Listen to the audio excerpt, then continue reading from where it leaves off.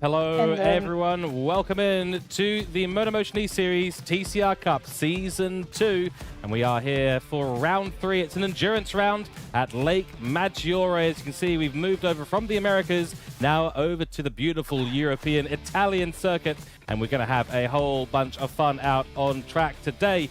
Today we were going to be covering both Lobby 1 and Lobby 2. Sadly, the replay for Lobby 1 is just a little bit big for the GT7 servers to take. So today we will be focusing on the second lobby, Lobby 2, in this fantastic season. And we have previously been at Grand Valley last time out a couple of weeks ago.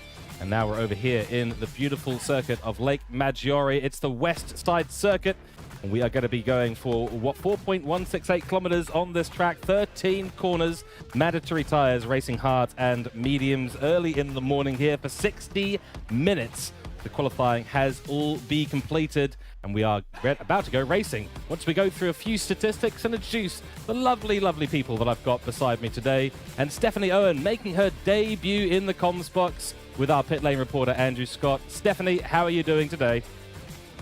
I am, of course, super excited to be here. Thank you, George. It's so nice to be out in the Italian countryside and, of course, to be making my debut. So just going to ask that you gentlemen treat me gently today. Thank you. Absolutely. We'll do our best. And, of course, our pit lane reporter, Andrew Scott. Andrew, how are you doing today? I'm good, mate. G'day, George. G'day, Steph. G'day, viewers. Yep, I've got the Peronis at hand, so I'm ready to rock and roll. Let's go.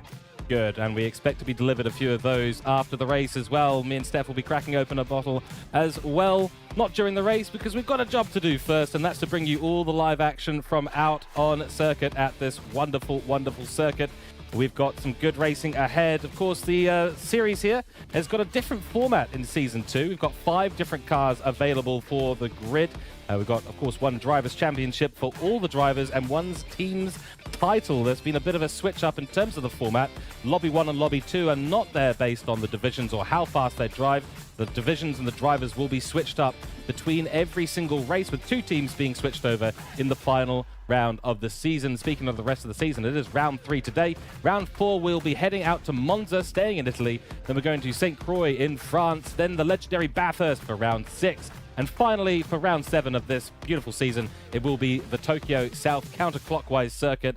So let's go over and get some information about where things are at in the season right now. And of course, as I said before, it is the race format today. 10 minutes of qualifying has already been done. 60 minutes of endurance racing to come. Hashtag short, fast, loud here. Check us out on Facebook, Instagram, YouTube, and Twitch. We are here, myself, George Cooke. It doesn't say Stephanie Owen there on the page, but she is definitely here in the comments box today. And of course, not Lobby 1 and 2 today. Unfortunately, only Lobby 2 for your viewing pleasure. Of course, my name is Crazy Kung Fu / George Cooke. You can find me on these locations here. Track Stars Racing Series as well, the big sister channel of MotorMotion E-Series, and helping us out with the broadcasting administration and all sorts of other things. Go check them out as well. But today, of course, you're watching the MotorMotion E-Series here. Check us out on our website, www.motormotioneseries.wordpress.com. Got all sorts of articles and great information about the series, including sign-ups for Series 2 come. So make sure you check us out. We're mainly based on the Facebook situation application, website. I guess you could call it one of those things. But let's take a little look at the standings after round 2.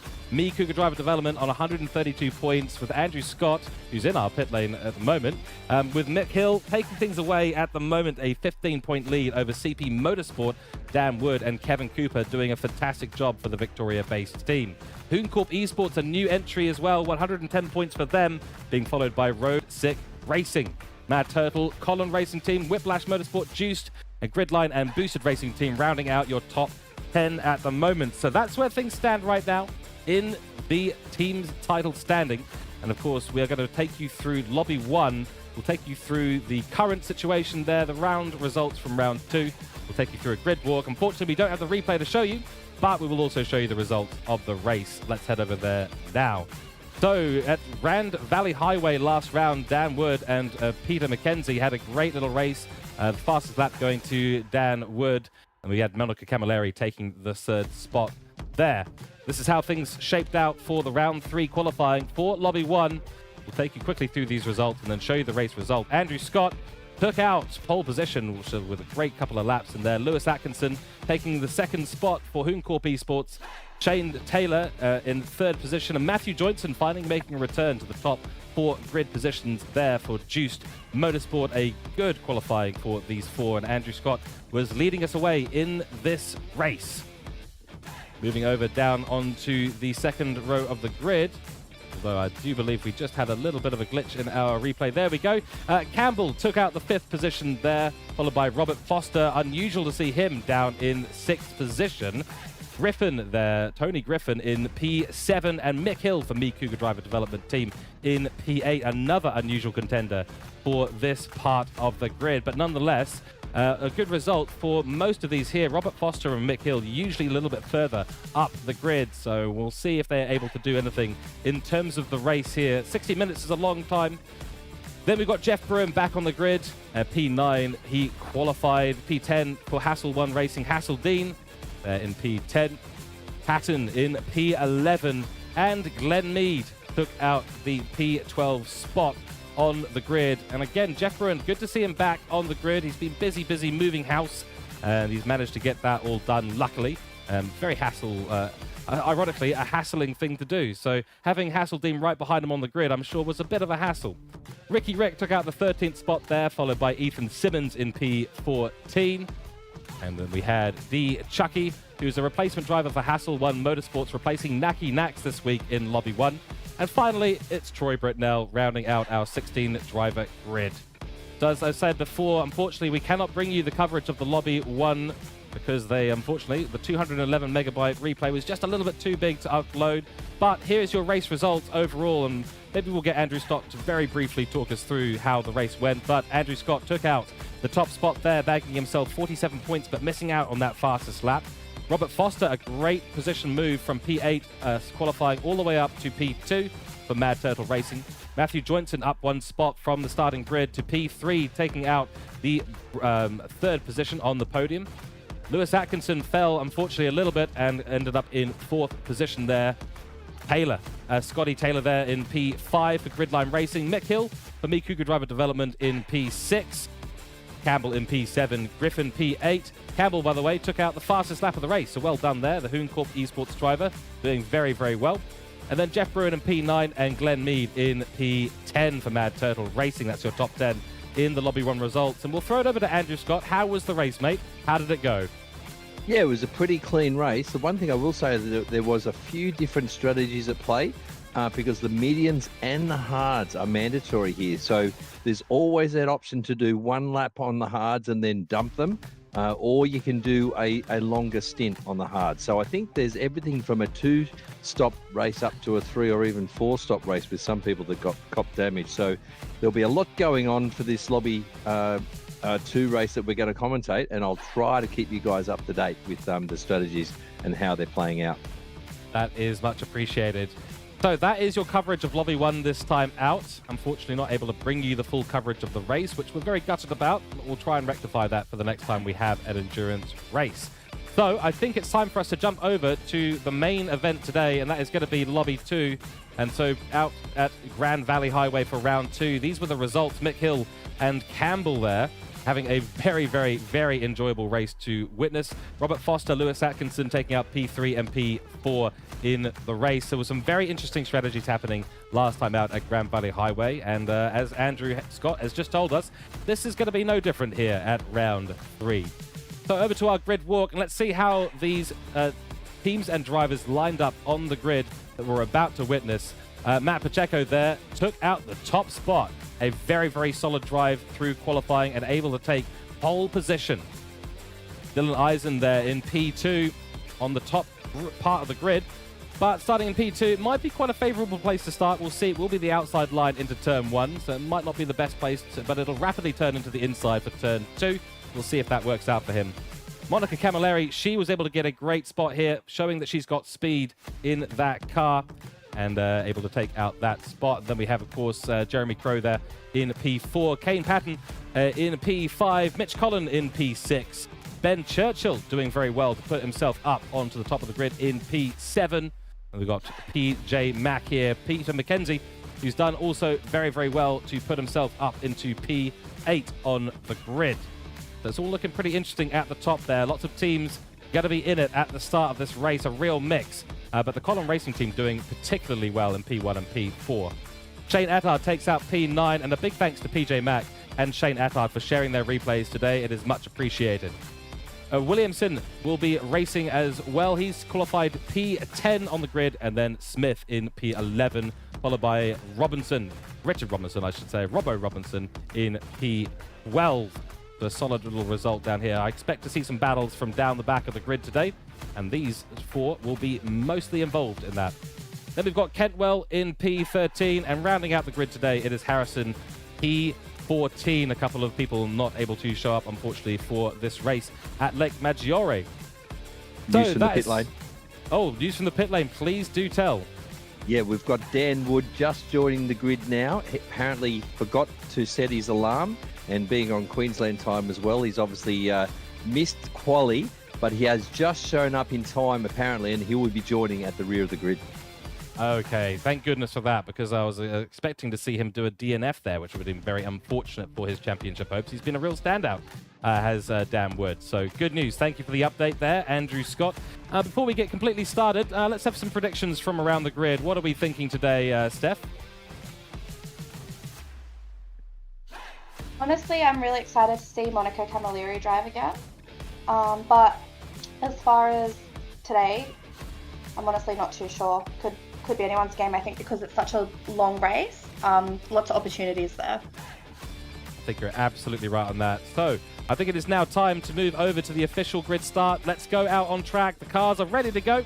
We will be counting in the 5 lights momentarily. Here we go. So 1 light, 2 lights, 3 lights, 4 lights, 5 lights. And we're waiting for the false grid start, and that is an interesting start there from a couple at the top. Looks like they might have got the false grid start wrong. We'll go down to our pit lane reporter at some point later in the race, but a decent start there from Pacheco. Jeremy Crow looking to get up the outside of Monica Camilleri, who's holding the inside through turn 2. Come together, a little bit of contact, but mostly a clean run through into turn 2, and now down a very tricky part of this circuit. Turn 3, we go down the hill, and it is Mark Pacheco that leads us away for Colin Racing in that Peugeot, followed by Jeremy Crow, followed by Monica Camilleri and her teammate, the D. Eisen there. So D. Eisen, the 2 little Scirocco's there, doing very, very well for Whiplash Motorsport, and out we go down the main back straight. The first time in this race, and up to one of the trickiest corners in the entire circuit. Turn 7, get this wrong, and you are going onto one of those gravel tracks, because they are very, very wide. Looks like everyone has gotten through there quite cleanly so far. A little bit of contact at the back. Roadsick Racing Suzuki's getting involved, but no one running off course. That is ideal for a lot of them. Not ideal for some, but Pacheco does lead us away, and that is not a bad start. And Monica Camilleri in 3rd place at the moment, Steph. Yeah, I was really impressed a few races back. She was able to hold off, was it like 3 or 4 drivers at one point? So I think if she's able to get up ahead, she's able to hold her positions really well. So that's sort of why I'm really excited to watch her and see what she can do. Obviously, this track has got some crazy turns, so she can hold her position. I'll be really impressed. Couldn't agree more. And here we go through the lights corner of the first lap. We've got another 59 minutes of racing. Fastest lap so far will go to Pacheco. And these 2 from Whiplash Motorsport having a great start at the moment. We've got a little bit of a battle going on behind. Mitch Collin being overtaken, and nearly overtaken, I should say. But the car there of Ben Churchill looking incredibly quick right now, right on the back of that Audi. Now they go down the hill. That'll be the inside line for Ben Churchill, but he can't make anything happen there, unfortunately, at this stage of the race. And we've got a little onboard here already. Thank you, broadcast team, for the boosted motorsports car at front, the Audi.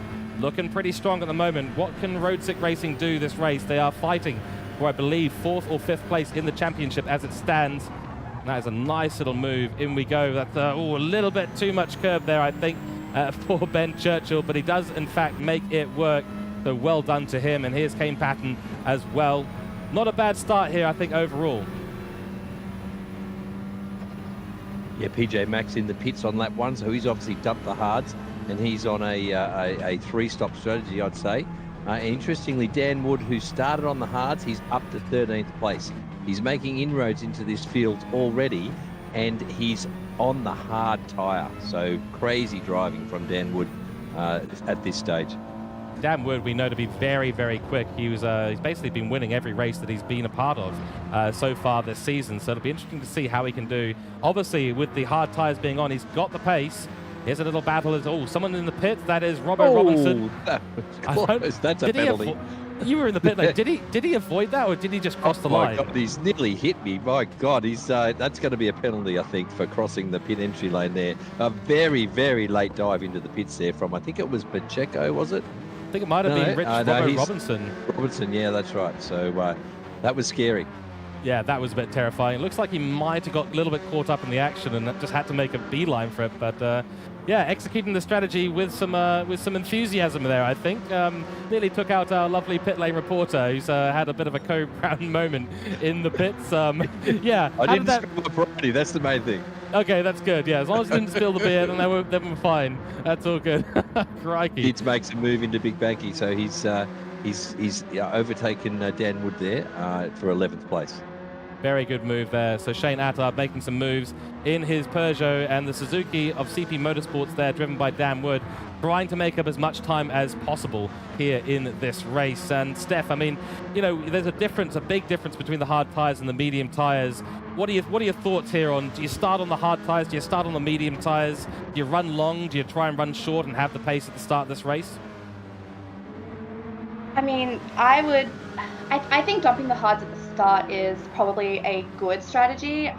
It's just obviously you're pitting so early on, so it's hard to know. But I would say that your multiple, like, you know, your 2 or 3 pit stop strategy is going to be best. Going on your mediums as long as you can, and sort of just getting rid of your hards unless you're you know, confident in your ability to really pick up speed in them. You're right, that was nearly a little bit of a sandwich mood there, and that's Dan Wood going out the outside of Type 54 there. Yep, does make it work. So he's handling this really, really well on the hard tyres as it stands right now, but this little battle pack is continuing to evolve. We've got Fly there as well, and yeah, that's going to be interesting. He'll have to do a little bit of work to catch up there in that Peugeot. But looking back at the top of the grid, we've got PJ Mack, of course, down the bottom. Pacheco running away with things at the moment. Maybe we'll go down to our pit lane reporter. What kind of tyre is he on at the moment? I'm assuming it's the softer compound. It is, George. So he's decided to make hay while the sun shines, starting on pole, of course. He thought he'd just stick to the softs and clear out from the pack and get some clear air and put in some good lap times. His last lap was a 28.3. And he'll be looking to dip into the 27 soon. And here we are with the onboard from Jeremy Crow for Colin Racing Team. He's being followed very closely by Monica Camilleri from Whiplash Motorsport. And then we've got Mitch Collin behind, who has made it up a position here on D. Eisen. The Eisen falling back a little bit. And but we've expected these 2 drivers from Whiplash Motorsport. They are very often on the exact same strategy throughout these races. Now let's have a little look as we follow through into turn 1 once again. Very tricky corner to get right, but why don't we take us through the action on track, Steph, and let's keep on board with this as we follow, I think, what we can probably say is your favorite driver here in Monica Camilleri. I feel confident in saying that she is my favorite driver. I mean, not just because she's a woman. But no, I was really impressed with her a few races ago. So I think she's a steady driver. She's solid. She seems to be confident. She handles pressure well. So for me, it's exciting when they all sort of, you know, we get our little battle pack started and she's there. It's exciting to see how she handles it, I guess. She's a very good defender. Exactly. That is a key skill, and in endurance racing, when you're on multiple different strategies throughout the race, the difference between getting a position and not, or having a strategy call be the difference in an overtake or not, can be the defensive driving. So this will be key for Monica Camilleri to hold on to a P3 finish today in this endurance race. 60 minutes, no joke to be driving in, absolutely no joke. I do wonder, I mean, we haven't quite ended up discussing this just yet, but hard tyres probably last, 25 minutes quite easily?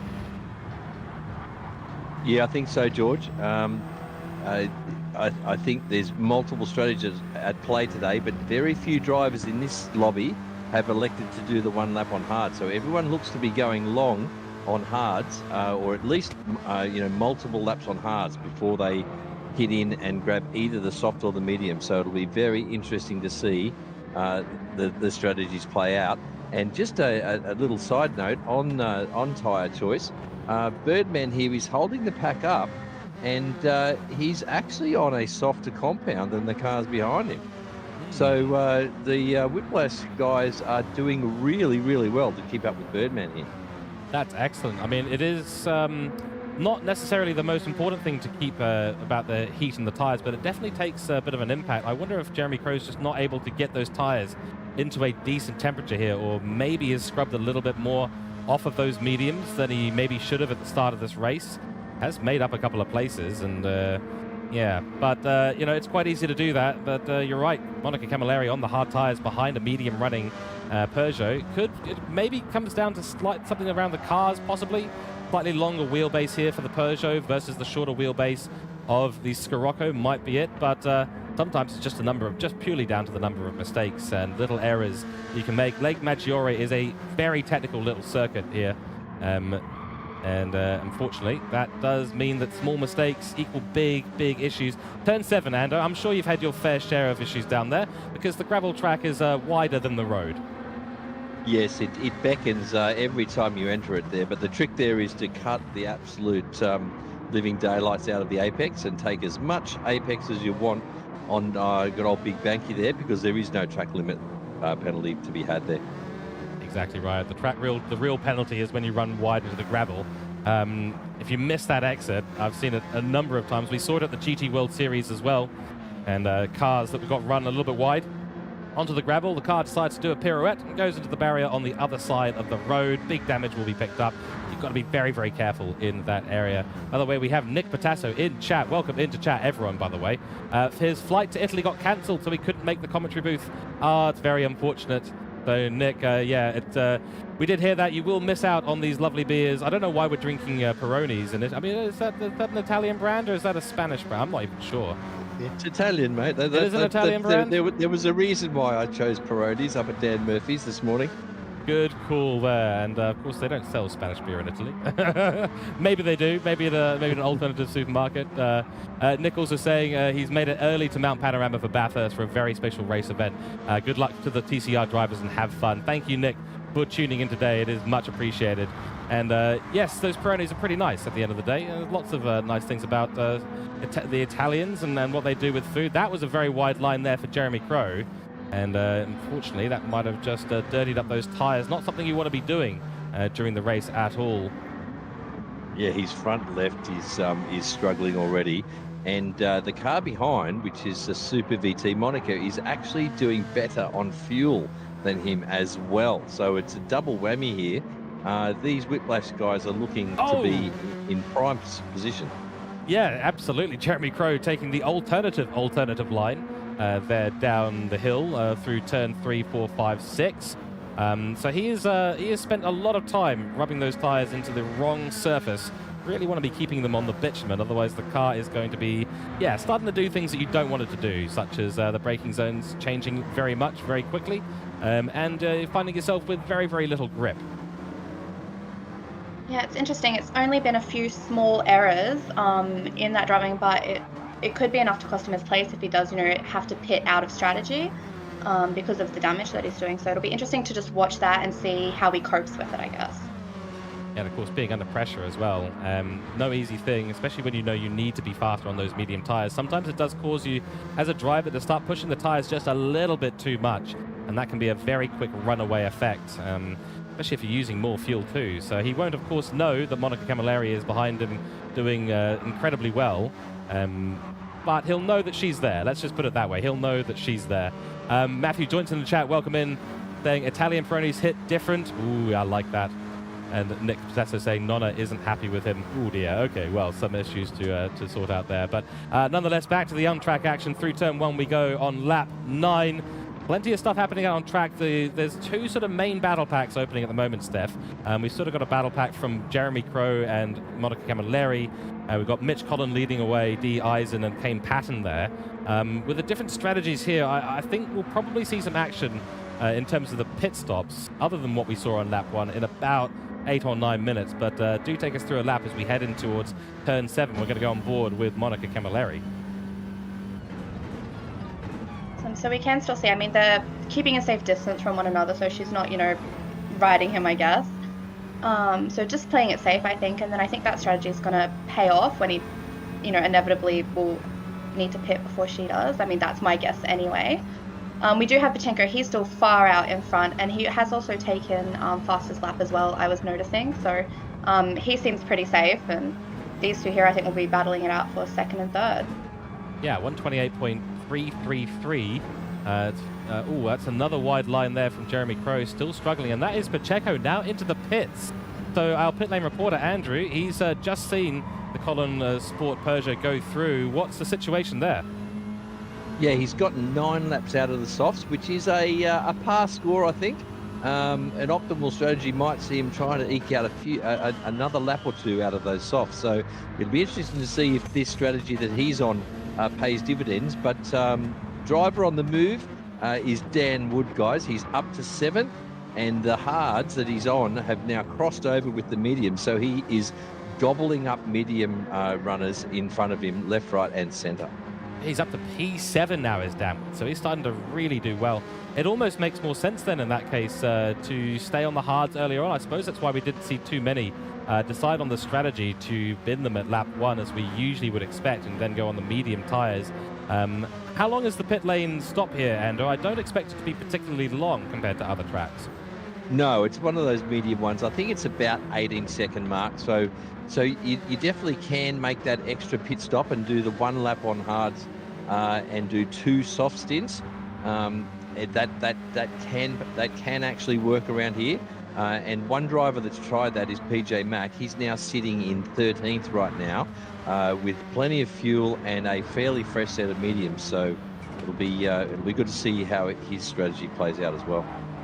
You're right. Here we're on board at the moment with the battle. Ben Churchill for Road Trak Racing trying to get past the Black Rose Racing Renault Megane in front of him. And they've got Boosted Blake here at the background for Boosted Media, Boosted Motorsport, I should say. I keep saying Boosted Media. I do apologize to the Boosted Motorsports team. I keep saying Boosted Media. I'm sure they're probably okay with that. But here's the move. Ben Churchill now trying to find the inside line. Does dive down the inside in the final turn. They will be going side by side towards turn 1. No one really got the speed advantage here in terms of these cars, but braking very late and goes up and takes the place. P8 now to Ben Churchill for Road Trak Racing. Very nice stuff there, and that's Boosted Blake making the move. The blue being sort of bossed out a little bit here around turn 2, and that of course is Steve Smith for Black Rose Racing. What's the issue there? You're right, he did, didn't he? Oh dear. So what was a beautiful move there, unfortunately undone by running out onto the grass. Easy to do there at turn 4, 5, 6. Not an easy sequence of corners to get right. Yeah, he got a little bit of help from someone on his inside there. We'll leave it at that. But he's on the hards, and the car in front is on worn mediums. So they've now crossed over, and I think he's going to get the job done here out of Big Banky, or maybe not. Maybe not, but it's certainly a matter of when, not if, I think, at this stage, with the crossover point being around 11 laps. Behind, we do have Kentwell here, and Kentwell's been driving pretty well. Bryce Kentwell for Rusty Nuts Racing in their Peugeot RCZ, and oh, there's more moves going on. So Boosted Blake here doing his best to get past, and looks like he's managed to get the move done now. So Blake Williamson up now into P9, and will start the chase after Ben Churchill, who's chasing down Shane Attard as they come through the final corner here. And there's Dan Wood now up to P6, so he's managed to get past Shane Attard and is starting to do very, very well in that little Suzuki, the little Suzuki that could. And of course we know that Dan Wood is an incredibly fast driver here for CP Motorsports, and it'll be very interesting to see what he ends up doing. I don't know, I mean, we've probably got another, what would we say here, everyone? 10 minutes, maybe 15 minutes on the hard tires. I think fuel's going to be the constraint though. I think regardless, obviously just with the way he's driving, it would be interesting to see. I mean, is he going to be able to finish in top 4 position? You know, he's climbed from 13th up to 6th, which is essentially half the drivers. So I think regardless of, you know, how he's doing fuel tires, with Dan Wood, it comes down to his driving. Yeah, I think you're absolutely spot on there. And he's setting 129s at the moment, low 130s earlier in the race. So this pace is very consistent from Dan Wood, what we'd expect from a driver of his caliber. So he just needs to keep that going, as we do have a nice little battle pack that's been evolving as well. D. Eisen has been up here at the back of this pack, a 5-way battle now, because Jeremy Crow is just being overtaken by Monica Camilleri Yes, that has just happened, I believe, maybe a couple of corners ago. Jeremy Crow did have a little look, and then we've got Mitch Collin for Boosted Motorsport in there as well, and Jeremy Crow continues to drop the tyre onto the grass, and that's really not helping his cause here. I think it's time for us to go and have a little chat to our pit lane reporter. What's the tyre difference between all of these? Oh, there was contact as well. He's got a pit. Yeah, he's got a pit. His tyres are gone. Yeah, I thought as much. Are we looking at hard tyre drivers here, the rest of these drivers in this pack? Yeah, so he's being swamped by the hard runners. Obviously, they haven't pitted yet, so everyone's up in the lead now. He's running on hards. Well, Kane Patton under a lot of pressure now from D. Eisen of Whiplash Motorsport. He's trying to make a move. Dan Wood has joined this battle and has decided, you know what, I'll take that pit stop and I'll take another position as well. Gets ahead of Mitch Collin, who ran very wide at turn 3. And has now moved himself up into P4. So, Steph, we were just saying he's overtaken half the drivers. I think it's a little bit more than that, but he's under pressure now. Take us through this. Yeah, I mean, he's now dropped down into 5th, but I think back up to 4th. So I think he's going to be able to hold that position where, you know, maybe not 1st, 2nd, maybe 3rd, honestly. But I think he's going to be pretty safe in that 4th or 5th position, regardless of what happens in the battle pack. You know, obviously, unless there's a major error made. But no, I think, you know, that it's been some incredible driving, honestly. Couldn't agree more. I mean, through turn 7, we had Dan Wood and Mitch Collins side by side, and we had Shane Attard and Ben Churchill side by side. Welcome into chat, Extreme NZ. Lovely to have you in here. Matthew Johnson saying, not bragging, but he got 16 laps out of his soft, so there you go. That is some fantastic tyre conservation driving there from Matthew Johnson, who is a bit of a legend. And being called now an alien. That is pretty alien driving. I'd say that's incredibly good driving at the very least. Take the compliment, mate. Take the compliment. Here we go on to the 14th lap of this race. And this battle pack is not cooling down at all. Ben Churchill looked up the inside there on Shane Attard. Not able to make a move happen here. Mitch Collin all over the back of Dan Wood with the cars behind him as well. But Dan Wood putting pressure now on 3rd place D. Eisen and looking to get past as soon as possible. That's a tyre onto the grass. Ando, take us through this incredible part of the circuit. Oh God, Mitch Collin, he's dipped both tyres onto the grass, so he's being gobbled up by multiple cars now as he gets bumped onto the grass again. But yeah, Dan Wood is obviously making serious inroads now. His tyres are looking better than anyone else's. He's looking good on fuel. And I'm going to have to mention it. I think you said Kane was in chat. He is the one standing out at the moment because he is actually running mediums. So he's done incredibly well to make his mediums last this long, and let's see what strategy he decides to go with. That's right. So a comparison in terms of the number of laps we'd expect from the hards versus the mediums. The constraint will be the fuel at the end of the day, but the hard tyres should be able to run up to potentially lap 20 here, if not a lot longer. Mediums about lap 18. What's the thoughts on that, Andrew? Yeah, definitely you've picked it. The limit's going to be fuel, so I don't think anyone's going to be able to pull off a one-stopper here. Although I think maybe Danwood might be trying, but I don't think the one-stop is going to work. So as they pull into the pits now, yeah. So we're at the 21-minute mark of a 1-hour race, and the fuel just wasn't going to last there for one-stoppers. So people are now diving in to get rid of those hard tyres. And this does release PJ Mack, who got into the pits on lap 1, I believe. Got rid of the hard tyres and went on to the mediums. Andrew, maybe you can confirm that for us, but now elevated up to P4 in this race. Ahead of him, Ben Churchill not pitted, Shane Attard not pitted, and Kane Patton not pitted either. So this is technically a provisional P1 for PJ Mack at this stage of the race, if I'm not wrong. Yeah, he's on mediums. He didn't take fuel, though, I don't think. So he's unfortunately going to have to pit before his mediums completely wear out. Because of fuel. He's at about 1/8 of a tank right now, so he'll be in the next lap or two. So I'm not sure if that was a great strategy or not, although he did only do the 1 lap on hard, so he might be looking to do 2 soft stints now to finish off the race, so he could be right up there. Excellent. Yeah, it's very interesting with the fuel strategy there. I mean, after doing 1 lap, there's not really a lot of fuel to put in the car, so you're going to end up doing the same stint length. But you have burned a lot of time sitting in the pits. Well, not as much as other tracks, as we mentioned before here at Lake Maggiore. Not the longest pit stop at all. And if you're just doing tyres, then you're not going to be spending too much extra time. But essentially, he's lost out a little bit of time to the rest of the field, regardless, because he will have that fuel constraint, as will everyone else. Excuse me. Here's Harrison over in The Black Rose Racing Renault Megane under a lot of pressure now from our former race leader, Mark Pacheco. Gets out of the way, no, goes defensive. And oh, that was a very close one. Mark Pacheco is going to be running wide, very wide over the sausage curb he goes. Wow. Yeah, I think Harrison there was just thinking, I just want to be on the inside because I need a pit. But then ended up side-by-side in a side-by-side battle that he didn't really want to be part of. So Pacheco goes up now into what will be technically a provisional P1, although he does have PJ Mack, who has been equal on pit stops ahead, but will be coming in sooner. Pacheco, I imagine, has fueled up quite a substantial amount. Shane Attard and Harrison in the pits at the moment. Shane Attard's going to be going to 75% or just a bit more fuel than that. And then we've got Dan Wood, who looks like he's gotten past Monica Camilleri already. That's very unfortunate, but both of these two coming into the pits on the previous lap. He's underfueled, and he's jumped her in the pits by taking on less fuel. So that, once again, very interesting strategy-wise. But maybe Dan Wood's done his homework before he had his little sleep before the race. He knows exactly how many laps the mediums are going to get, so he knew exactly how much fuel to put in. Yes, was clearly having a late night, maybe figuring out that strategy or enjoying some Peronis. Well, I guess we'll have to ask him at some point.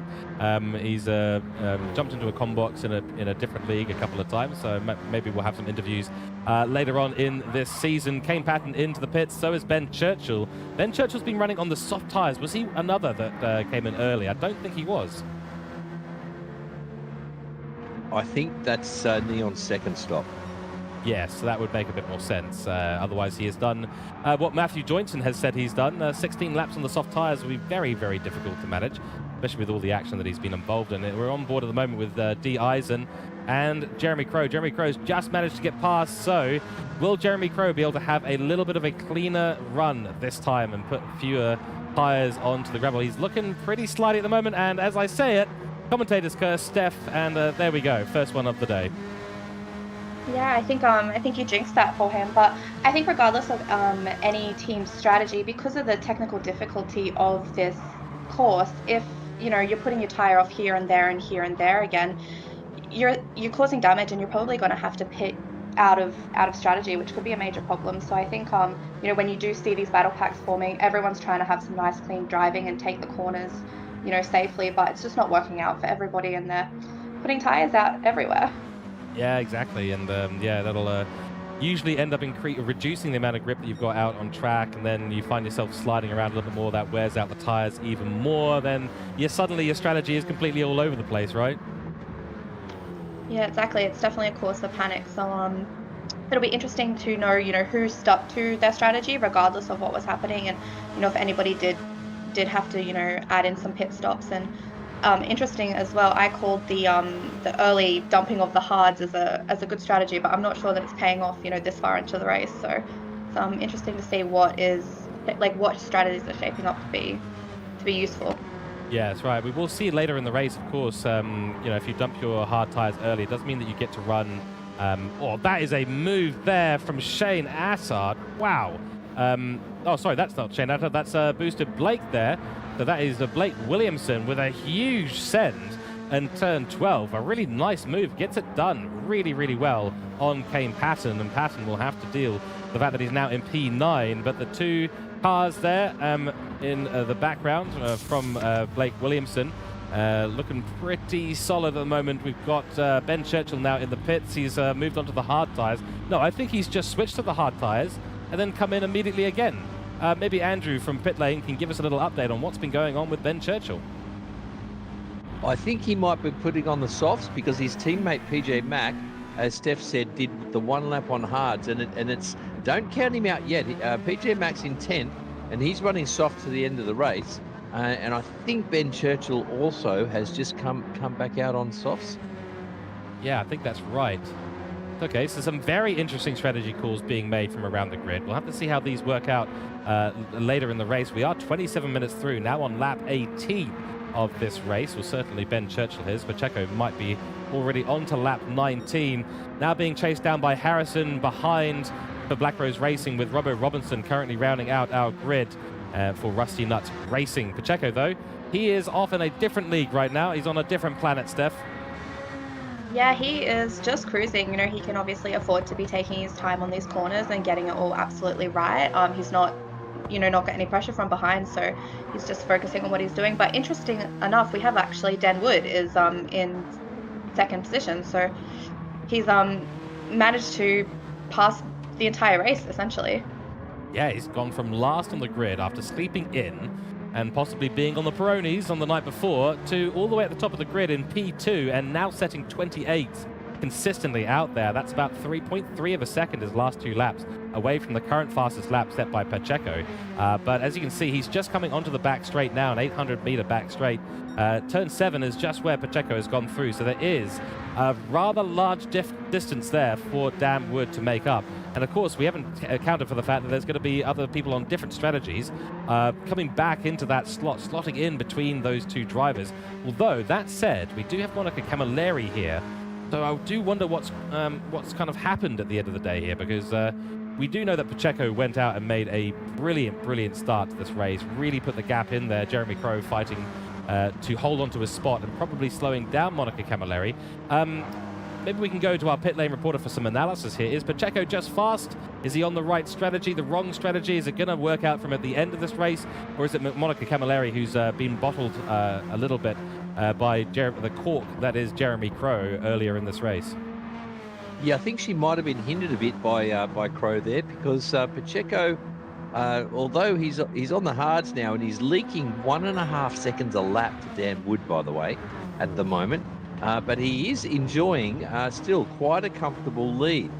So I think something's gone wrong there with the Whiplash driver's Monica's strategy. She might have had a moment that we didn't get. I don't know. But Dan Wood's the man on the charge right now. He's in the 28s, the mid 28s on medium tyres, and they're still quite fresh. And Monica Camilleri, she is on the mediums now as well, yes? Yeah, that's right. She's got a lot more fuel than Dan Wood. She's not that far away from him, actually. So they're both catching the leader.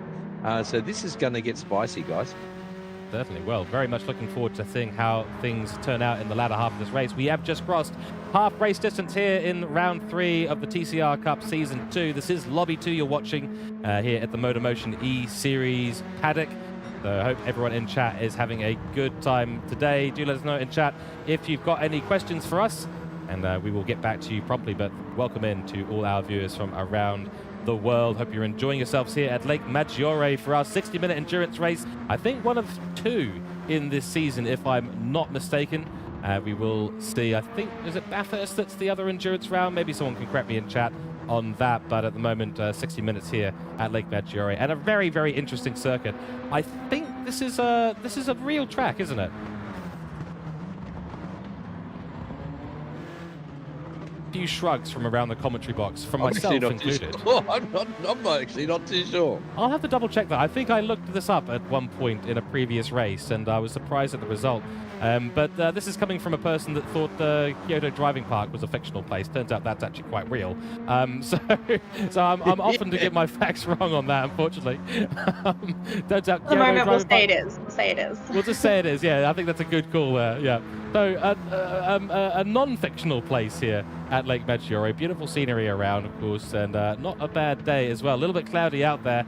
So that'll mean that the temperatures are a little bit down from what they potentially could be here in Italy. When it does get sunny, it gets very hot. That's why those Peronis need to be nice and cold when you crack them open. We've just been on board, of course, with Monica Camilleri from Whiplash Motorsport. She is the leader of Whiplash Motorsport, a new team that's been created by her, led by her, administered by her, with Dee Eisen, who is right behind her in the green coloured livery. I loved what they do. They did this as well with a previous team over in the GT3 Cup, and they all had different colours, same style, different colours. But from around the commentary box, do we have a favourite livery here today so far from what we've seen? Look, again, I'm just gonna have to go with Monica. I'm loving the pink, so it's she totally does it for me. Excellent. Well, it is a very nice livery and very interesting pattern there. That's one of those confusing shapes, isn't it? Here, a very technical term, confusing shape. But geometric pattern or tessellating? Oh, there we go. Steph is in the know. Tell us more. Oh, look. Boom. But it is eye-catching for sure, I think. And both the green and the pink look really good, you know, and not too, they don't stand out too much, but it's pleasing to the eye for sure. I couldn't agree more. And Andrew Scott, you've been in the pit lane. You've seen these liveries drive past, all of them so far. I think everyone has pitted in this race. Any particular favourites out there for you as we go on board with Mitch Collin for a lap? Yeah, I do, but unfortunately, the livery is not in this race. But those Whiplash liveries do look quite fetching as they drive past me in the pit lane, and they're right up there. They're almost as good as a Me Cougar livery. But if you want to see a livery that is absolutely amazing, if you want to zoom in on it and examine it, it's also not in this lobby. But the Mad Turtle liveries are absolutely insane. Yeah, I'm told there's up to 78 decals on one livery in that car. So I think I have a little theory here. Oh, Mitch from Mad Turtles there. Yeah, I couldn't agree more. Big shout out. I have this theory now, Andrew, that the lobby file for Lobby 1 might have been just a little bit too big because of all the decals on the Mad Turtle Racing team. There you go. That seems to be a valid theory. We'll blame them and Kez from Roadsick for the fact that we couldn't watch Lobby 1 today. That sounds good. Okie dokie, on board now with Kez, Jeremy Crow. He's the second best liverist out there. Second best, okay. Yeah. I'm sure there'll be some debate on that as everyone does start to enjoy. Of course, everyone's a bit biased, right? Second best, actually. Sorry. I was going to say, everyone likes their own livery the best. Of course, you know, a good livery is worth a second out there on track, as we all well know. On board now with Jeremy Crow getting back to the action. He's got two boosted media Audis in front of him. So Jeremy Crow's really fallen back in this race. So I think that stint he had has really, his first stint, I think, has really hampered him in this race. He has made one pit stop now, but whether or not he's taken an extra fuel than the rest of the drivers around him, or he's just had too many off-track excursions, something has happened, and he has now fallen down out of the top three positions that he was running in earlier on, and now chasing down Blake William and Mitch Collin, as we do see as well Kane Patton go through for Scarborough Motorsport. And yeah, Jeremy Crow not having necessarily the best day out there at the moment. No, he's on the hards and he's not enjoying them. So he didn't quite have the pace there on the mediums in the first stint that he should have. And so now he's being gobbled up by other people around him while he's having to endure the hard tyres as we see the leader into the pits. Yeah, Mark Pacheco now into the pits. So the teammate of Jeremy Crow, who we're on board with right now, into the pit lane. He was running those hard tyres and was running on the smell of an oily rag in terms of his fuel. He'll be getting a big tank of fuel, not a splash and dash here, I suspect, and likely changing onto another set of, I think he'll be having to go onto the medium tyre at this stage. Yeah, I think he might be looking to do the one-stopper, so he might be able to finish this race off on mediums. So he started on the hard tyre, did he? Oh, sorry, apologies. No, Pacheco, of course. No, he's going to have to pit again, isn't he? He's going to have to take the hards at some point, yeah. Yeah, so I think he started on the mediums, he's on the hard, he was on the hards, and now he's on another tyre. So we'll keep an eye on him as we go through the race. Right now, the two boosted motorsports cars having at it, and that is Blake trying down the inside of turn 7, does very well. Big respect given between these two teammates. They've, of course, been told by their engineers and team, you can go racing, just do not crash. Do not do a Mercedes anywhere around here. And they do seem to be doing very nicely. There's a little bit of contact from Blake. Oh, dear. Mitch Collins going to be over the radio on that one, I suspect. Definitely no team orders there. That was spicy. She jinxed it again. Second commentator's curse of the evening. I think you're absolutely right there, Steph. Eventually you'll hand some out yourself, and it gets less funny the more you hand it out. I was at Bathurst for an ACC race a few weeks ago. I handed out a grand total of 7 and got told you're being demoted to weather reporter for the next race, which I did took with grace and humility because I felt very bad after that. Jeremy Crow under a lot of pressure now from PJ Mack for Road Trak Racing, who's going to break latest into turn 1. Looks like Jeremy Crow's doing a good job there to hold off the advance of that little Suzuki. So, someone other than Monica Camilleri today dealing with the Suzukis in the rear mirror. Yeah, he's unfortunately going backwards through the field at the moment because he is on the hards, but hopefully he'll be able to switch to a softer compound to finish off the race, and he'll get back up towards that podium position. PJ Mack is on an absolute flyer right now. That last lap was the fastest lap of the race, a 1:28.252. That takes that away from Pacheco. Pacheco has just come into the pits on the previous lap. That's a nice run through turn 7 as we are on board. Steph, take us through the last couple of quarters. Yeah, I mean, he seems like he's got a handle on it. He knows what he's doing. He's got following, I think, cleanly the cars in front, but he's not, you know, putting those tires off too much. I don't want to jinx it. But no, seems to be some clean driving, so I think he'll be able to make up a couple of positions if he can stick to this. Yeah, couldn't agree more. And he's probably likely to get up into this battle between the two boosted cars as well.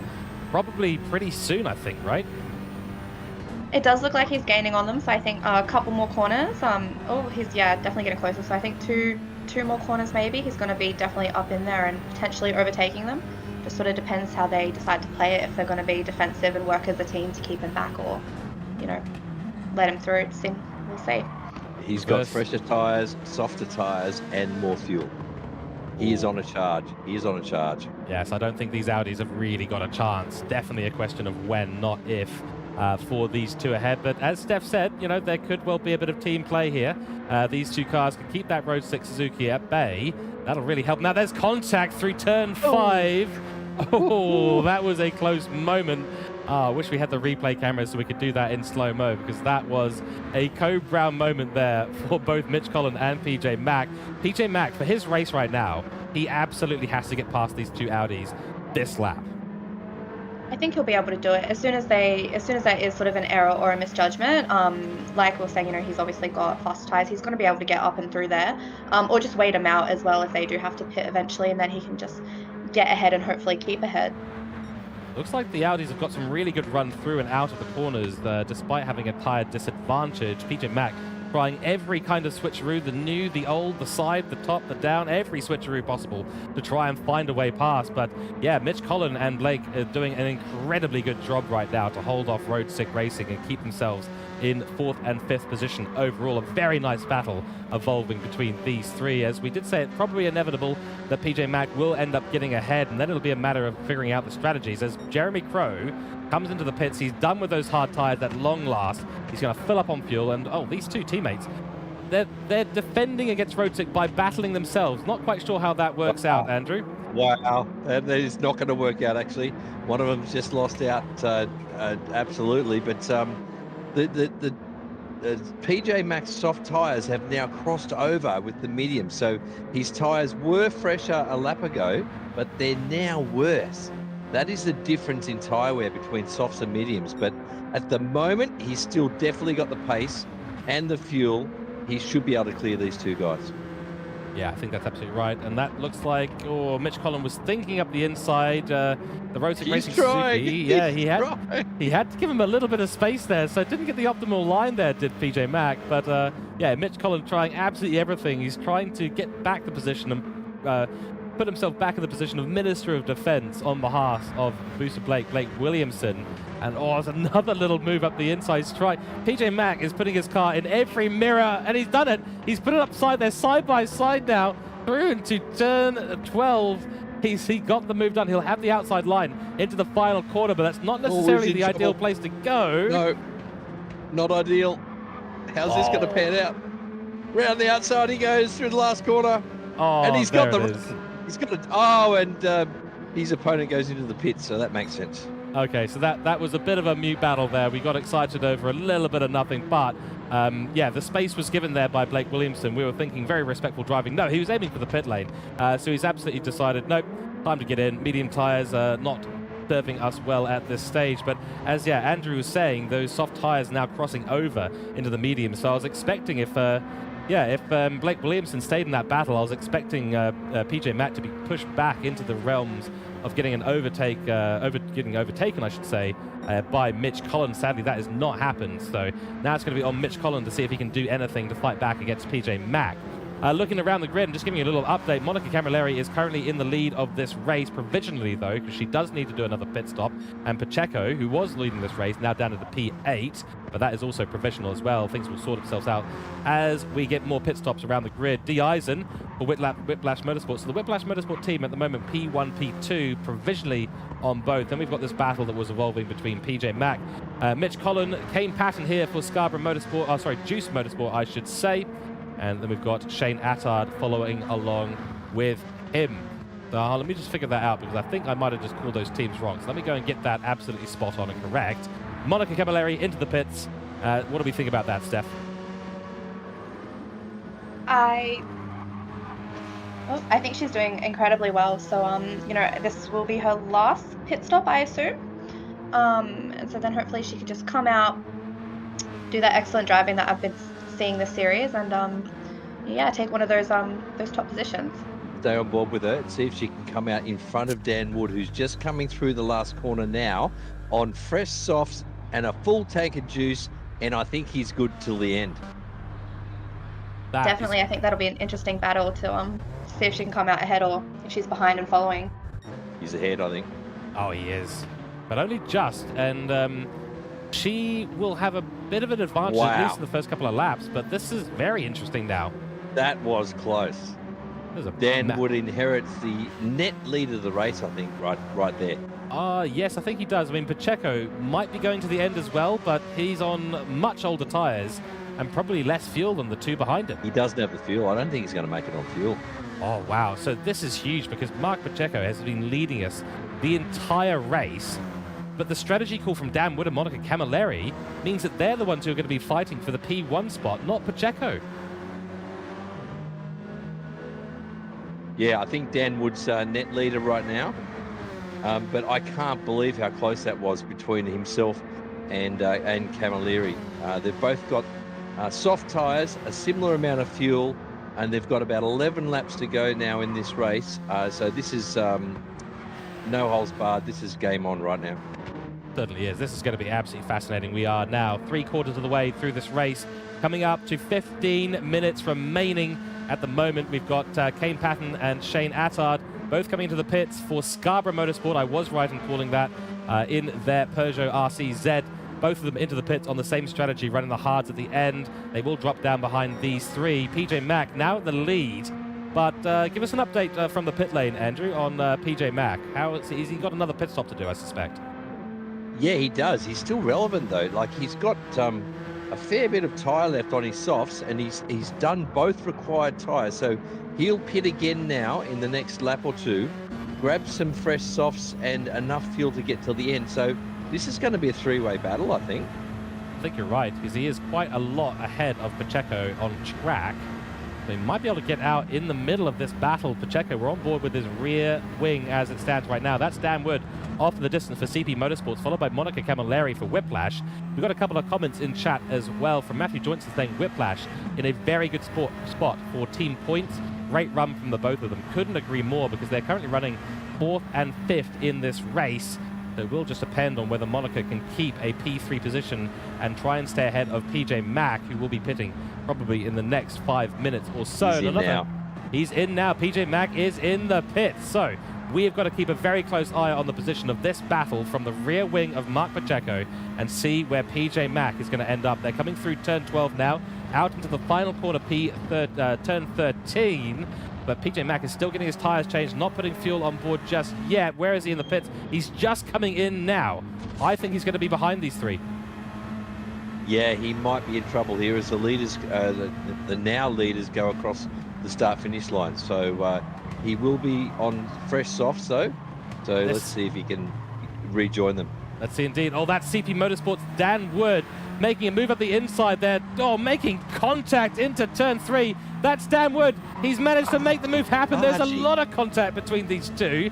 Very elbows out racing. Flash of the lights from Mark Pacheco in the background. He is not happy about that at all, but he can't do anything about it at this stage unless he gets a good run down into turn 7. Monica Camilleri rubbing her hands together and going, yes, please. I'd love to see a little fight between you two. Slow down, slow down, slow down. Another move there for Pacheco. Looks up the inside, but Dan Wood slices the exit of that corner and continues his reign at P1. He's gone from last to first with a brilliant strategy call and some great racing throughout this race. And Pacheco now is going to be worried about that Scirocco behind him. Yeah, importantly, he did not run Pacheco off the track then. So, as a lot of lower caliber drivers do, they will get into that same position and run their opponent off the track. So they're just inviting themselves into a trip to the principal's office. But Dan Wood there, he stayed out of the throttle just enough to give enough room, swapped a bit of paint with Pacheco, but he made the move, he got the job done, and now it's a case of catch me if you can. Yeah, I suspect that'll be a very frustrated in Pacheco in that Colin Racing Team Peugeot, because he's about to potentially lose another position here to Monica Camilleri. She thinks about it, does back out. She's got plenty of time, another 12 minutes in this race to get up into P2. But if she's running to the end, that is potentially an overall P2 for Monica Camilleri. Although the longer she sits behind Pacheco, the less chance she has of keeping up with Dan Wood, who, I have to admit, Dan Wood has been doing very, very well. Monica Camilleri today has had the pace to keep up with Dan Wood. Very impressive. It is actually incredible to watch Dan Wood's driving, and he's just really honestly leaving me speechless. The fact that he's come up into first position and he seems to be able to maintain it. I think the battle might be for P2, so yeah, it's crazy to watch. It is. Monica Camilleri now getting a good run on Pacheco into turn 8. Or a bit more contact there, but she does it cleanly on track for the most part. Pacheco will lose P2 in this race, and she, look at Monica Camilleri, just puts it right onto the defensive line, says, nope, there is no door. It's not that she's leaving the door closed. Shut that door. There is no door, exactly. Yeah, that's right. The portal has been closed by Monica Camilleri entirely there, and she will secure P2 and start her charge after Dan Wood. She's setting 128.7s, but Dan Wood has managed to go into the 27s in this race. D. Eisen, though, I don't think we should rule him out from a P3 spot here, because he has set the fastest lap of this race on the previous lap, at 27.838, faster than Dan Wood. And you can see up there, turn 1, he is well within spinning distance of a P3 here. Yeah, Pacheco's got a fuel problem. Oh, no. No two ways about it. He's got a fuel problem, I think. Yeah, that is not what you want to hear here for Colin Racing Team. They had 2 cars in P1 and P2 at the start of this race. It looks like Jeremy Crow has fallen completely out of the top 10 or the top 8 in this race, and Pacheco potentially will be losing a podium position here. Is that just a mistake in terms of how much fuel was taken, or did they not manage that correctly throughout the race?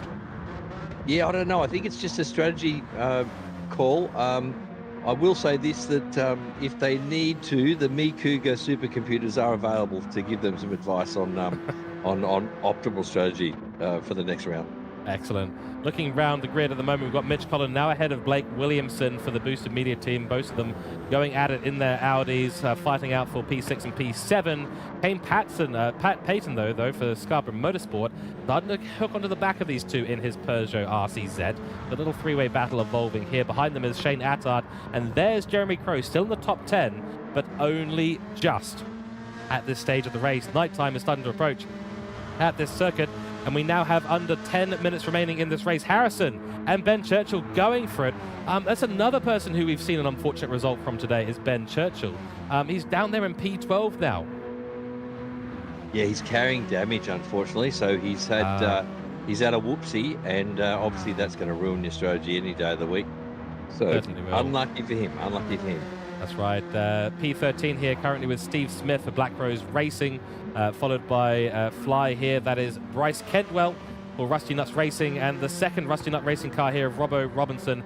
So the Rusty Nuts guys here in their Peugeot RCZ not having a great time out on circuit. I wonder if they've just slightly got the car configuration wrong today. It is entirely possible, but unfortunately for Rusty Nuts Racing, they are running down in the bottom 2 positions of Lobby 2 at this stage of the race. Here, back on board with the top on the 34th lap of this race, and still setting consistent low 128s. It is Dan Wood for CP Motorsport, then Monica Camilleri, then Pacheco, and then D. Eisen.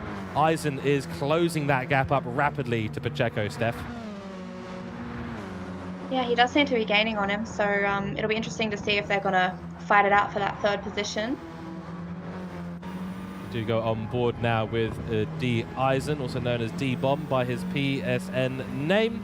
Nice little name there, D-Bomb. Da-Bomb, D. Eisen. Good stuff there, and of course driving for Whiplash Motorsport. And he's hunting down a fuel-starved Pacheco for Colin Racing Team. Very unfortunate to have fuel issues at the end of the race here. I've experienced that myself many, many times. Do not have a supercomputer here, so maybe I'll have to talk to you, Andrew, about maybe getting a Cooke driver developer subscription to your supercomputer assets in your wind tunnel at some point, but we'll see about that. I don't think I've got the cash to spend on my own. But some of these teams will definitely be looking for that information. Maybe you can give me a free pass there, Andrew, at some point. We don't charge a lot, mate. We work for beers, mate, at Cooke driver development. Great. Okay, good. That's good to know, though. Steph, there we go. We get a few beers and we'll get ourselves some wind tunnel time with them. Another quick comment here from Chat Motion Media in there. And this is the run here for D. Eisen on Mark Pacheco. Will he make the move stick? He's going to the outside. Pacheco going very defensive. He knows he's in trouble, but knows that inside line is where you want to be. But a nice little switch back there from D. Eisen. He will have the overspeed into the final corner, and we'll see if he can make it happen on the inside of turn 13. Sorry, we're actually in turn 8 and 9. My fault here. So maybe he'll find a little bit of a switcheroo here in turn 9. Not quite, but he'll have the inside into turn 10. This could be the move. This could be where it happens here for Dylan Eisen. Drew Eisen, I should say, for Whiplash Motorsport. Side by side they're going. No one giving it inch at the moment. Fair racing. This is nice. Between Very these fair. two. It's great stuff. Very nice. And see, D-Bomb doesn't know that he's not actually racing Pacheco, because Pacheco's just going to run out of fuel. I'm sure he is. So, you know, yeah, in he comes, does he? Is he in now? No, he's not in yet. He's stayed out again. And he's still revving it out. So Pacheco, he's got less than a quarter of a tank. I don't know if he's going to make it to the end. He's got worn mediums. D-Bomb's got fresh softs and significantly more fuel in him. So unless the others have taken on too much fuel, yeah, I'm not sure. I think Pacheco's going to just keep falling back now. So PJ Mack is now the next car behind him. He's probably somewhere in the region of 5 to 8 seconds behind Pacheco at the moment. But if Pacheco has to slow down even more and save more fuel, he's either going to be in the pit stop or he's going to be fuel map 6, shifting at 1,000 RPM and coasting about 500 meters into every single corner. And that will almost certainly bring PJ Mack into it. You can see PJ Mack is just started to get a glimpse of Pacheco's Colin Racing Team Peugeot in the front of his windshield. So this could very much close up. It's going from bad to worse for Pacheco. He's gone from first now to fourth, out of the podium positions, potentially losing fourth as well to Road Sick Racing. That's a disaster. I will absolutely say here, this from Motion Media in chat saying, great call, once again, fantastic effort for the new commentator on debut. So Steph, there you go. Got some compliments from chat already. Thank you. I'm embarrassed. Thank you. Don't be. You've been doing incredibly well. But yeah, what are we thinking here, Steph? Do we reckon PJ Mack's got it in it to catch up to Mark Pacheco, who is running very, very low on fuel at the end of this race? I do think so. I think, honestly, he's just got to wait it out. And like we're saying, if he either pits or if he's got to be coasting to save fuel, I think if he can just wait it out, keep some clean driving and keep close behind him, it's just a matter of time before he overtakes. Very good call there. So we've got Jeremy Crow in chat as well. Welcome in to everyone, by the way. Struggled with the stability of the car this weekend. That's very unfortunate. Yes, we did see you running very wide on a lot of corners, picking up a lot of gravel and grass. And so it definitely looked like you weren't particularly comfortable in the car. Very unfortunate. That's what happens when we put Aussies upside down on the other side of the world. As with the famous episode of Top Gear, when the Aussies got brought in a prison truck, and unfortunately all the prison jokes going on, and then they were put in upside down cars too, which the Top Gear crew thought they'd be used to when they watched it back on the TV back in Australia. So maybe some of that happening a little bit with the Perso RCZ cars there. Here we go. PJ Mack is going to fly past. Not a contest at all between these two. Pacheco's almost certainly in fuel map 6 and struggling to get to the end. Maybe he should have pitted. What do we think from our pit lane reporter? Should he pitted maybe a few laps ago and just got it out of the way and done? Would he might have still been ahead of PJ Mack in that case. Yeah, he was definitely still revving the car out during this last stint. He's in the 1 minute 30s, the high 1 minute 30s right now. I think he's actually changed his fuel strategy now that he's realised he's struggling, which is not the way to go. You're going to lose time overall, so I think he's going to lose quite a few more positions here.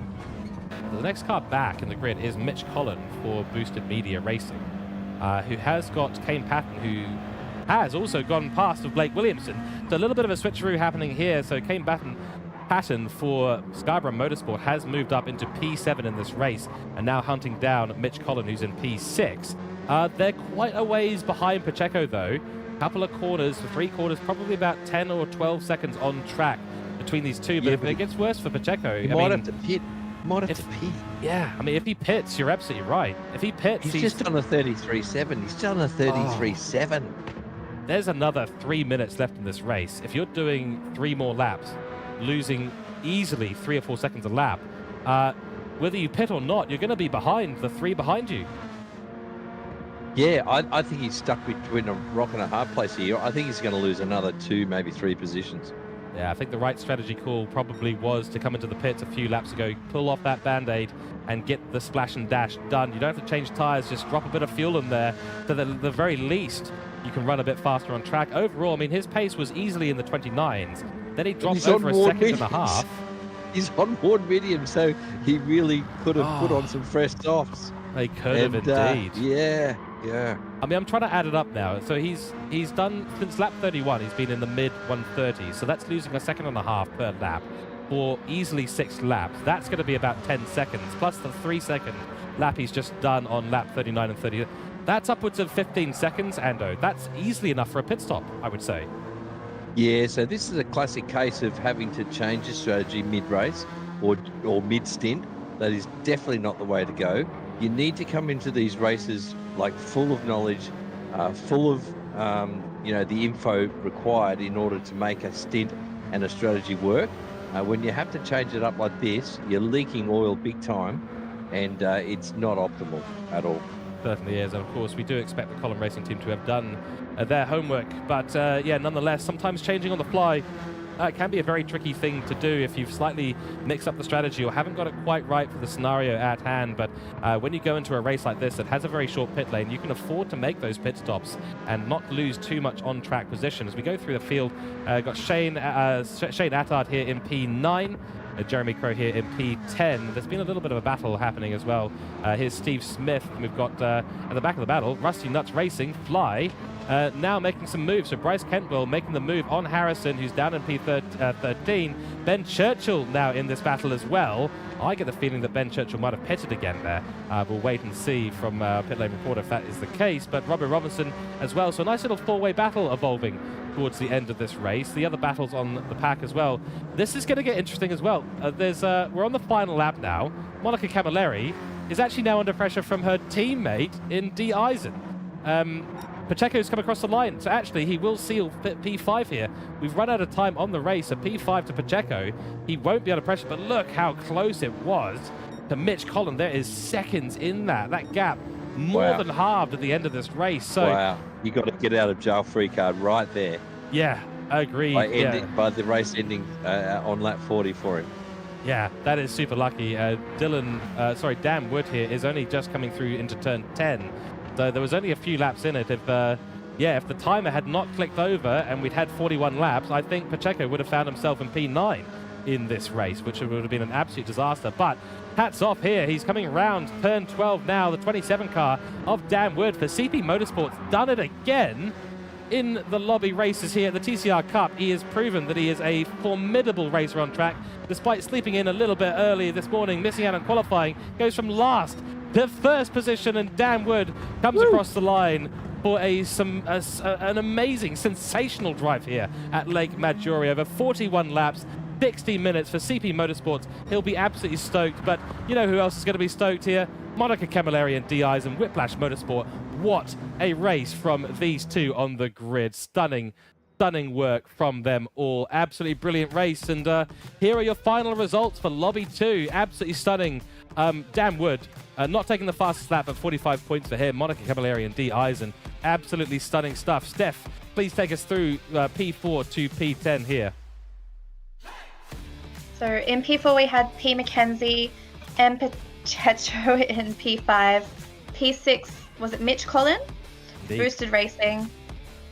P7 K. Patton, Scarborough Motorsport. P8 we have B. Williamson, Boosted Racing Team, and then again Scarborough Motorsport in P9 with S. Attard and Jeremy Crow for Collin Racing Team bringing up P10. That's right, and please do get your driver of the day votes in today Pop them in chat. We're interested to hear. We're going to discuss our own driver of the day very, very shortly here, but maybe our pit lane reporter Andrew can take us through P11 to P16 in the Lobby 2 results. 11 to okay, so what have we got? Sorry, you caught me unawares there. Oh, I caught him unawares. Perfect. Here we go. Sorry, S. Smith, is it, in 11? It is. Okay, from Kentwell for Rusty Nuts.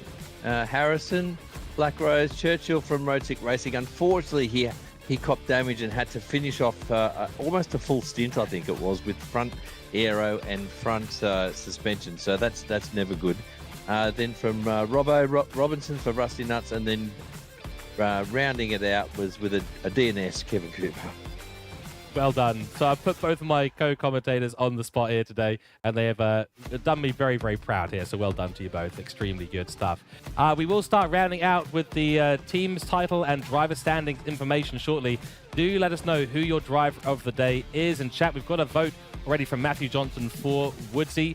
That is Diswood, Dan Wood, and another vote from War, who has voted Dan Wood as well. So that's 2 votes from chat to Dan Wood, and I think it's time for us here in the comments box to discuss our driver of the day today. I really do want to say Dan Wood as well, because that is impressive, but in my book, it is absolutely unforgivable to miss your alarm and not take qualifying. I think that would have been a very different race for him, but not quite as an entertaining one. My hats off here today is going to be for Dylan Eisen. A very, very solid drive from him. Didn't qualify particularly well, but a very, very solid drive, and nearly overtook his team leader there at the end of the race. So my vote is going to go to Dylan Eisen for Whiplash Motorsport. Steph, driver of the day, please. Hate to be predictable, but I am going to go for Dan Wood as well. I was the kind of kid that never studied for my tests in high school and usually still got pretty good marks. So he took me back to my high school days, and I respect it, honestly. I respect the hustle, so he put in a good showing. Absolutely brilliant. And we've got another vote in chat from Nicholas, from Nick Bertasso, the man that can chop wood. So another vote for Wood. And we've got a vote from Extreme Nzeta, PJ Mack, for an extra pit stop. So it's an interesting criteria to base the driver of the day on, but respect to that.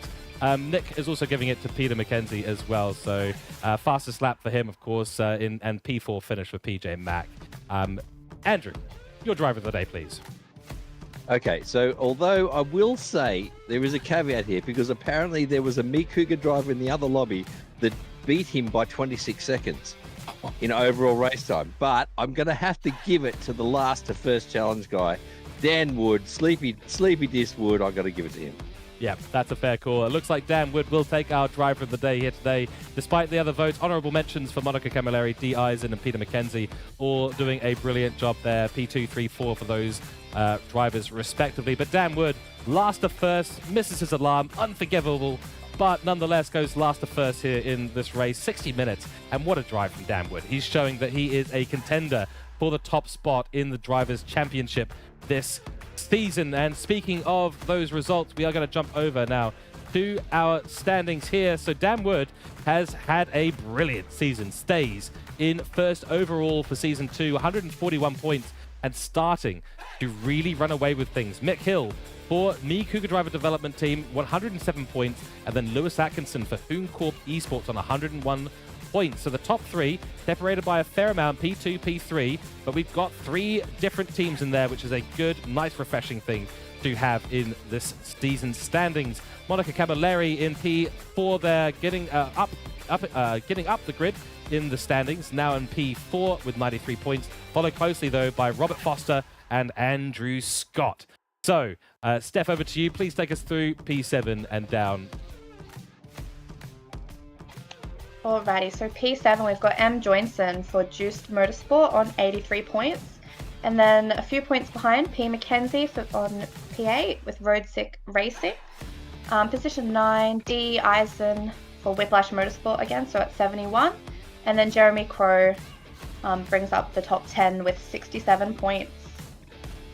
Excellent, thank you very much. And we were going to be looking now, as you can see, the remainder of the races there, P11 to P16 on your screens right now. A few of those chaps are losing out. Jeremy Crow down positions, Campbell, Churchill, and Mead down positions as well. Scott Taylor does retain P12 though in the standings. Looking down the grid, P17 to 32. Here you go, Steve Smith running a little bit afoul of some unfortunate qualifying results here today. These are some positions there. Blake Williamson, Tony Griffin, Mac Hatton, Ricky Rick, and Jeff Bruin rounding out your P17 to P22. And you can see the remainder of the drivers on the grid down to P32. Let's take a look at the team's title standings. Cooke Driver Development still with the runaway lead, 199 points at the moment. Two drivers doing very, very well in Andrew Scott and Mick Hill. Whiplash Motorsport, though, up a position, up into P2 in this team's title, with two drivers consistently driving in the top 3 or 4 spots in their races. And that has banked them a bunch of points currently in Season 2, 164 points for them. TP Motorsport drops down slightly. Kevin Cooper not participating in this round, and Dan Wood, despite his amazing performances and leading the driver's title, is not going to be, unfortunately, enough for CP Motorsport to stay in the top 2. 162 points for them, and now under pressure from Hooncorp Esports, who dropped down as well. But for Whiplash Motorsport, this has been a great week. P2, P3 in Lobby 2, and they have jumped up into P2 in the team's title. Hooncorp Esports in P4, Mad Turtle Racing P5, and the remainder, as you can see on the screen right now. So things are heating up. Unfortunately, we were not able to watch the Lobby 1 replay. Next time out, we will endeavor to get that replay for us so we can enjoy the beautiful Lobby 1 action. And of course, yeah, Andrew Scott, you'll be back on screen next time, so that'll be good to see as well for Cooke Driver Development Team, who are running away with things at the moment. Yeah, I can see a showdown happening, though. We haven't raced them yet, but the day we get in the same lobby as CP Motorsport, I can tell you it's going to be no holes barred. That's right. There will be fireworks on track at the start, all the way through, and at the end of the race. So that is your team's title standings as it is right now for the main two teams, team lobbies, I should say. And we've got one more set of results screen to show you tonight, of course, and that is the Privateers Cup. So for those who do not have a drive with a team this season, they have been racing a similar calendar, the same calendar in the background of the race. They have been also at Lake Maggiore West for 60 minutes. Tyler Lansdell took out the top spot, 48 points for him. G. Hamilton, then Kesby, then Gomes de Oliveira. We got Blazenak as well in P5, Wyatt in P6, Harcourt in P7, Scarborough, Dylan Scarborough in P8, Kutcher, Matt Kutcher in P9, and Chucky in P10. A lot of those, unfortunately, DNFs and DNS for this round. So the standings for the Privateer Cup look like this. Tyler Lansdell running away with things and having a very good time out on track. Gomes de Oliveira with some good results in the first 2 races. Not great result in race 3, but is still holding on to P2. And Blazenak for P3. So those are your Privateer Cup standings at the moment. And that is going to be essentially our broadcast today. It's been brilliant here at Lake Maggiore. Final thoughts from yourself, Steph, and well, I'll start with Andrew actually. Final thoughts from yourself, Andrew, before we round out the stream tonight. Thank you, of course, for being in the pit lane today. No, I'd just like to once again acknowledge that great last to first effort from Dan Wood, and also welcome aboard Steph for an awesome debut. I hope it's the first of many.